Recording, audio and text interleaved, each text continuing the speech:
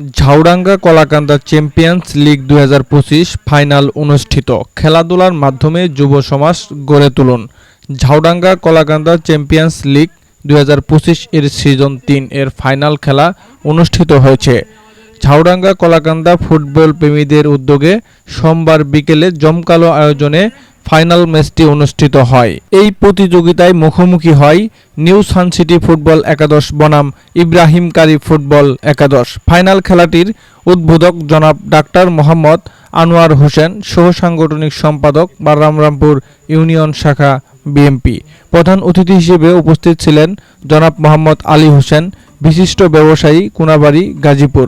সভাপতিত্ব করেন মোহাম্মদ হারুন অর রশিদ, প্রধান শিক্ষক, আকন্দপাড়া জমিরুন্নেসা উচ্চ বিদ্যালয়। এছাড়াও উপস্থিত ছিলেন স্থানীয় ক্রীড়ামোদী, দর্শক ও গণমান্য ব্যক্তিবর্গ।